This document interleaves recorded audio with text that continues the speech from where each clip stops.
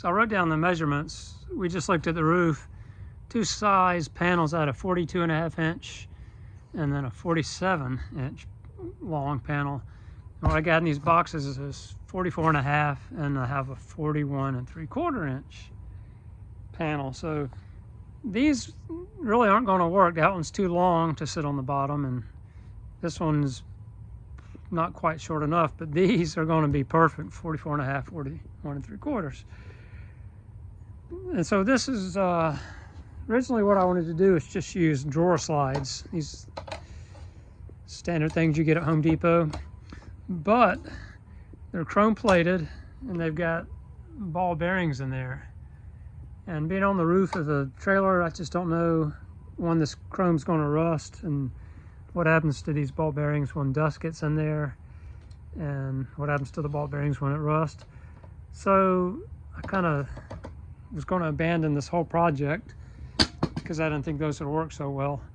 But I found these. These are drawer slides, but there's no ball bearing in them. They're not as smooth, but you know, so what? And I thought, okay, I can do them that way. I can paste that to the roof and somehow attach the solar panel to the end, to the little skinny piece. So the solar panel could lock into there and go in and out. And okay, then I got to double stack them somehow. So I thought. What I've come up with, I had to put this together already because I've got clips holding it together, but yeah, so I've got these things in here. So it's that piece. So I got to do it on this side. It's that piece sitting in that orientation. So this little end, I'll just cut that off because I don't need it. And then I'll use a piece of metal. Actually, I've got bigger metal here that I'll use. That's aluminum, but for the purpose of the video, I'll attach these somehow, either tape them on there. I'm going to use this VHB tape, the 3M VHB tape that's pretty popular. Or I could just screw it on there with some self-tappers. So attach that and mount this to the roof. This aluminum piece gets mounted to the roof with the 3M tape because I do not want to drill holes in the roof. And then it gets mounted to that. Probably going to have to use glue on this part. So that gets that mounted. And then this flat surface becomes what I can mount the top panel to. And what that lets me do is, and with this big piece of aluminum, that's going to give me a 3/8 inch gap between the floor by the time I raise this panel up off the ground to maybe match that. And that'll give me room for the cable to go underneath the panel. And then what happens here, and it's just held together with these clips right here, so it'll work better in real life. So this top panel will just slide out.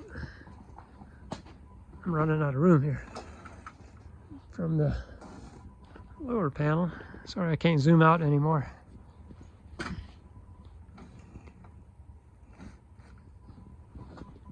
And that gives me, okay, and that'll give me two panels. And there's the sun. And I should be able to pull it farther out, so there's a gap in there, so if the sun's at this angle, it's not going to shade the second panel. And so the edge of the trailer is here, so this will hang out over the trailer, kind of act like a canopy. It'll maybe shade the sides of the trailer too, but if it's raining, one of these will be right over the door. And then, so that, like I said, that'll just attach to this panel right there. And then they slide back in. And so when it slides in, I'm going to completely cover. It's not cooperating. I want to completely cover so these edges line up with each other. Then what happens with that is I have this exposed gap right there. So I thought, okay, I'll just get a piece of roof flashing in the full length of this and just go down the width. And that'll keep the sun from hitting the solar cells. Maybe that saves its life a little bit. But keeps the rain out, keeps the debris out on that side. And I'll probably do something on this side like a flat piece of metal. So keeps the debris out over there.